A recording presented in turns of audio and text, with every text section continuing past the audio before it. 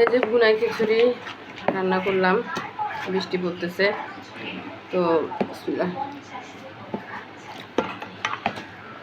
এটা হচ্ছে ভর্তা।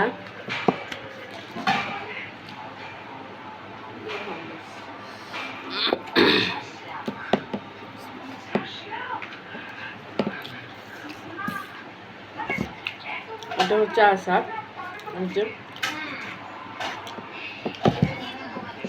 তারপরে হচ্ছে ডিম ভুনা। সবাই খেয়ে ফেলছে, আমার জন্য একটা ডিম রাখছে। 5 জনের জন্য 5টা ডিম করা হয়েছে। সাথে আছে কাঁচা পেঁয়াজ। খুবই ভালো লাগতেছে। ভুনা খিচুড়ি বর্ষার মধ্যে খেয়ে দেখবেন, আচারের তেল